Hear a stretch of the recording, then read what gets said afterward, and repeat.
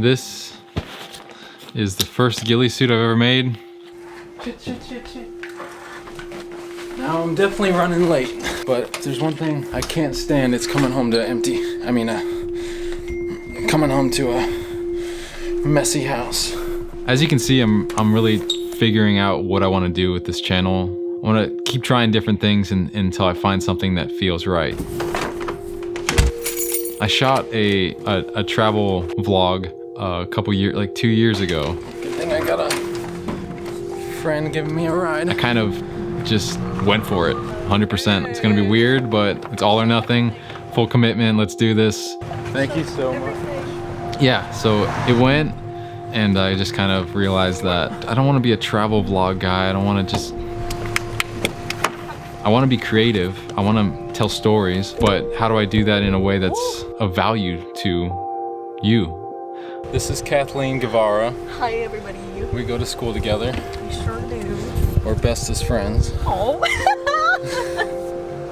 I had an idea to do like a weird hybrid thing where, you know, not only a travel documentary, but also a discussion. So with that, I decided I wanted to talk about my experience in the military and what I learned from basically 10 years of chasing war.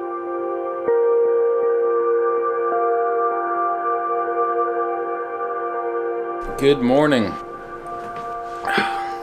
It's a beautiful day. Perfect to start my first vlog. I thought it was still in there. I got a flight at 5 p.m. It's 10 a.m. and I haven't even started packing. So I don't even know what I'm doing with this camera in my hand.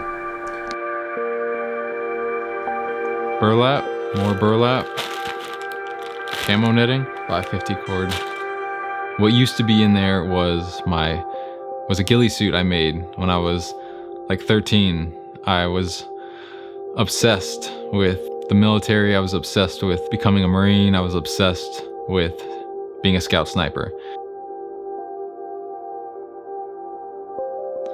When I looked myself in the mirror, like when I thought about who I am, I was always the kid trying to be a scout sniper.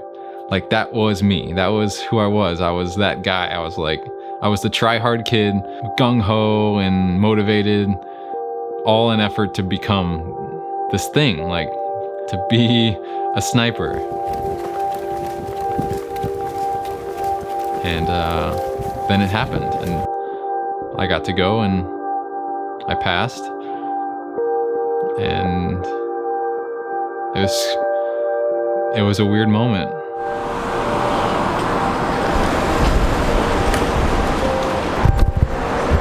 Alright, I literally have 5 minutes to check this bag. That feeling of like, yes, it's done, I can chill, like, I made it. That feeling lasted for literally the day of I graduated. The day I got this thing. The hog's tooth. And yeah, it was kind of like, what now? I guess I thought when I became a sniper, I would feel like then I was enough. Then I'll be a real man, you know? That's not at all how it felt. And I realized that I was just consumed by what it would take to just make it through the training. Once I made it through the training, then I had no choice but to really confront the reality. It's really just a certificate. It's just a piece of metal around my neck. You know, it means a lot, but it's all an effort to be a better warfighter. Thank you, Marcus. Thank you.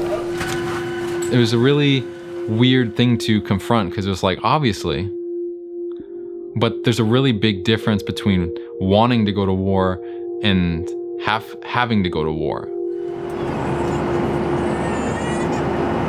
It was a scary thing to admit to myself, was that I wanted to go to war. Like everyone I looked up to when I was a kid They were war fighters and they had stories about it. And I wanted to prove to myself that I had what it takes, that I could also, you know,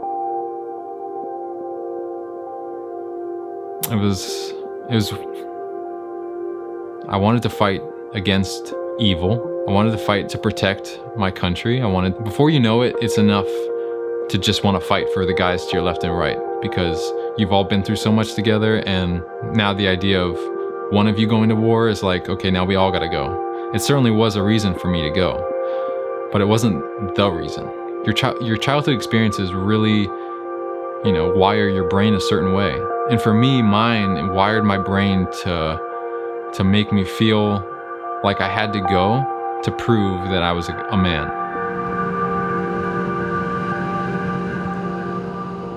And so that was like the deepest reason under everything, you know? And when I realized that that's not a good reason to go to war. Not only is that a good reason, that makes me evil for wanting to go to do harm to people, just to prove to myself that I had what it took to do it. And when I realized that, it's like the ground was just pulled out from underneath me. It was like, that's not who I want to be. I don't want to go to war. No one should want to do that. It made me think about why I really admired my mentors and people I looked up to in my life. I admired them because of who they were as people. I just thought like, oh, if I go through the same things they did, then I'll end up like them. But, you know, that might be true, but it's all about the intention. Their intention was just, they were fighting for something that they believed in. It's nice to meet you. Bye. Bye. I'm meeting a buddy that we served together in Okinawa, and he's a really good dude, Nevin Fowler. I have a good friend, Nevin. He's a writer, he's a photographer, he's a filmmaker, and we served together. He was doing a lot of stuff with this group called Veteran Expeditions a couple years ago. He asked if I wanted to come out and help film it. Hey, what's up, man? Hey, dude, where you at? Well, I'm in the rivals. I thought like my childhood mental wiring was gonna keep me from like ever believing something deeper than this like, you know, fear of not being enough, you know? And it's such a shallow reason to do things. What's up, dude? And it was such a shallow reason for me to want to be in the military. How are you doing? It's good to see you, man. Let's put this guy. Yeah, too. Been running up mountains for the last. Dude, I'm ready to get my ass handed. But I realize as I get older that like that becomes less and less important. We all go through hardships, and it's all relative. All the challenges you face, and so it's not about what you go through. It's about, you know, your intentions and standing for something. And standing for something enough that when like things and opposing forces come at you, you fight them. Not because you want to fight them, but because they're endangering something you believe in. Does this fit?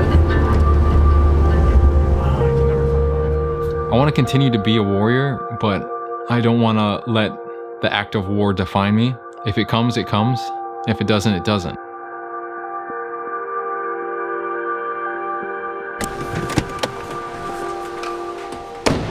Got a road mic there? Yeah, it's the Rode Micro. It's powered off the camera, so I don't got to worry about batteries. Oh, that's really nice, actually. We know 5 guys. There we go. Dude. 5 guys. You have 6 minutes. Dude, it's meant to be, bro. It was meant to be. Thanks. What I learned is intention is everything. Why you're doing something, like the deepest reason why you're doing something, is so important. And if you don't have a reason, then you need to find it. And if you're not finding it with where you're at, then you need to go looking for it. Dude, so you stay in Okinawa the whole time? Yep. Really? Yep. So you did 2 mews. I did 4 total. You did 4. Yeah. So what did you get out of staff or sergeant? Sergeant. Okay. No way. Yeah, it's like the last time Vedex is going out. I realized I needed to find my reason, you know, my thing, my what I stood for. I needed to go find that, and I realized I wasn't gonna find it in the military anymore. Yeah, I don't think it Thank you guys. Guess we're not getting out. Can you open the door? Random ass cul-de-sac in Seattle.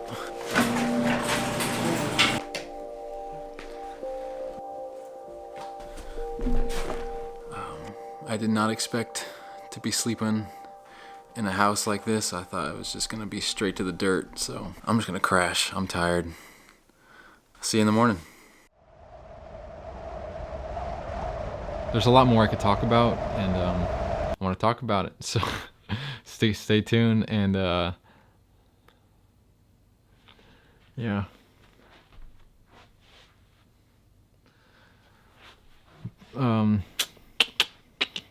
Pow.